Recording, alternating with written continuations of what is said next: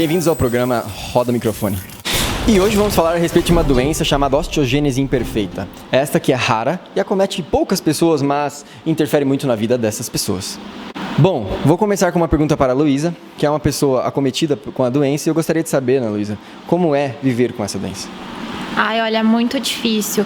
Eu tenho muita dor nos ossos, eu já quebrei 4 vezes esse pé, ó, tá vendo? Eu não consigo me locomover lá em casa, eu não consigo mais subir escada. Assim, eu fiquei sabendo também que a minha audição também tá muito prejudicada. Não sei o que pode ser assim. Muito difícil. É, galerinha. Carol, você como mãe da Luísa, eu gostaria de saber como é lidar com essa doença.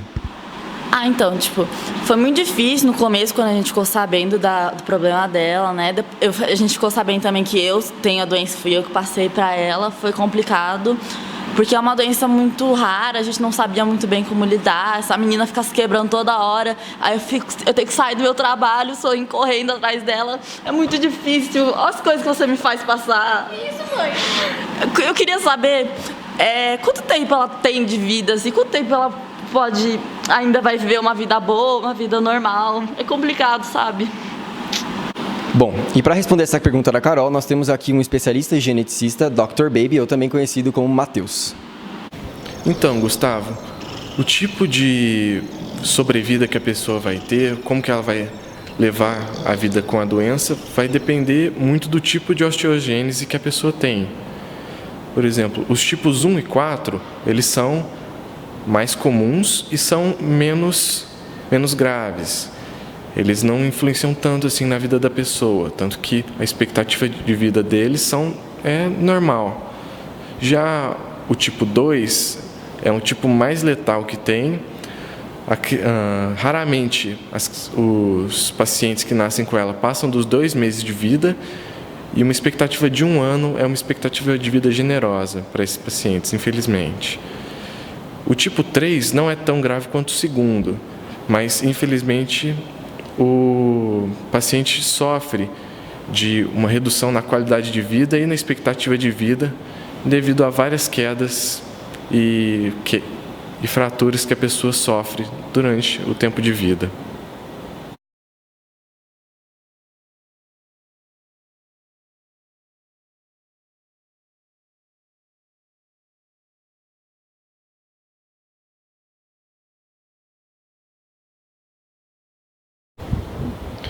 Então, o colágeno ele é tão importante para os ossos porque é ele que confere um pouco de flexibilidade ao osso.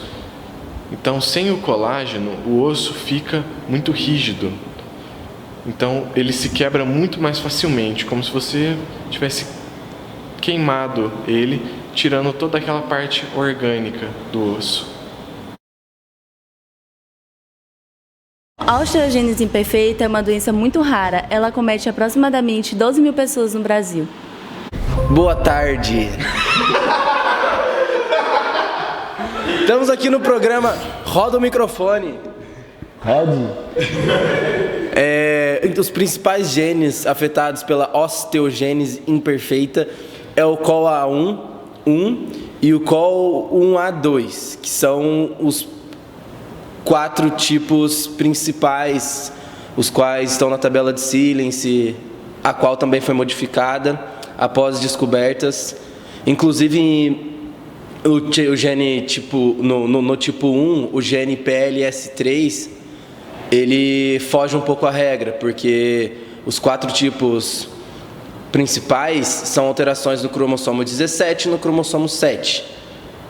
E essas alterações implicam na estrutura tetramérica do colágeno, que é a proteína sintetizada e produzida por esses genes. As duas subunidades da cadeia tetramérica são fortemente influenciadas pelo cromossomo 17 e uma é fortemente influenciada pelo cromossomo 7. Logo, alterações nesses 2 cromossomos implicarão em osteogênese imperfeita. Contudo, a osteogênese imperfeita, ela pode ter outras origens que não a mutação pontual nesses genes. e sim de linhagem germinativa, que seria nas células germinativas e não nas células somáticas no desenvolvimento embrionário. É um tipo muito comum de osteogênese imperfeita e que não apresenta histórico familiar. Dessa maneira, voltando ao tipo 1, o gene PLS3 ele é ligado ao cromossomo X, o que foge bem à regra, como já foi dito antes. Além disso, o tipo 5 da osteogênese imperfeita, ela possui uma mutação no gene IFI-TM5, que provoca a calcificação das membranas interósseas, uma complicação que afeta bastante a independência e a qualidade de vida do indivíduo. Dos tipos 1 ao 4, a doença é autossômica dominante. Isso quer dizer que se eu sou afetada pela doença, tem a chance de 50% dos meus filhos também serem afetados. Dos tipos 5 a 12, a doença é autossômica recessiva. Isso quer dizer que se eu e meu marido somos portadores do gene, tem chance de 25% dos nossos filhos nascerem afetados pela doença. A doença tem expressividade variável. Isso quer dizer que em cada tipo da doença se manifestam padrões de características diferentes, não é sempre o mesmo. Essa doença, ela tem penetrância completa. Isso quer dizer que sempre que a pessoa tiver os genes, ela vai expressar as características da doença.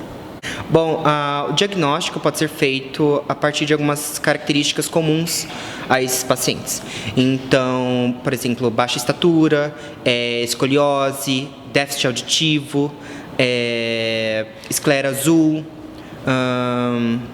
dentinogênese imperfeita, que é a má formação da arcada dentária, por exames laboratoriais também, então a dosagem sérica de cálcio, fosfatase alcalina, fósforo, PTH, que é o paratormônio, e também pela biópsia de pele, para a gente poder medir a quantidade de colágeno do tipo 1.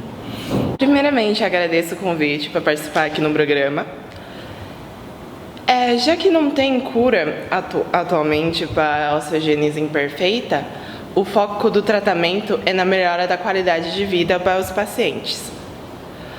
Eu, na minha área de atuação, que é a fisioterapia, procuro evitar as fraturas, que são muito comuns e traz muitas complicações.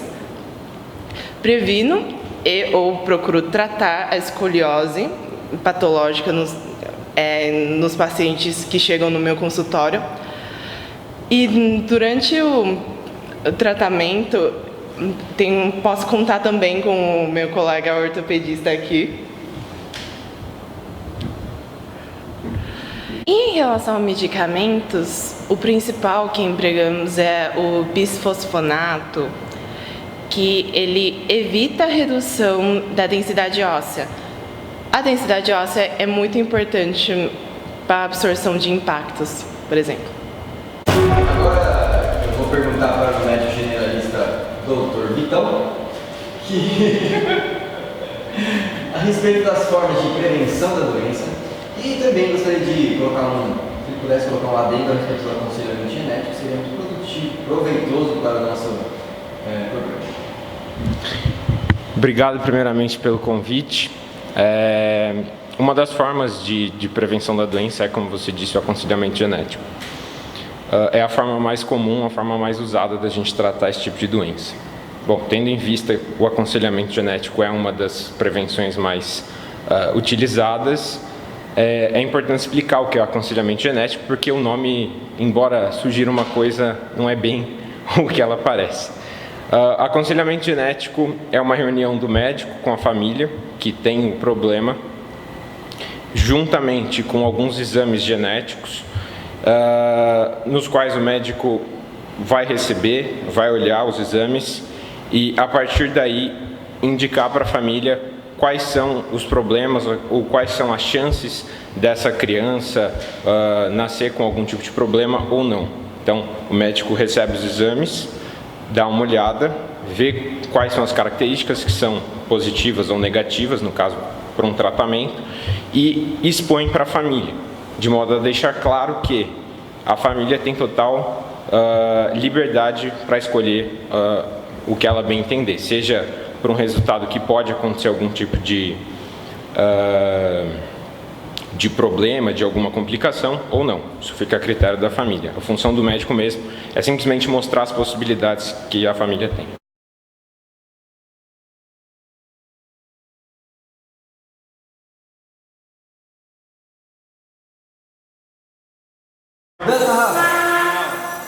Não.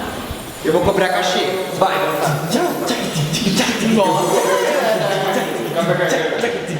Roda o microfone. Rode.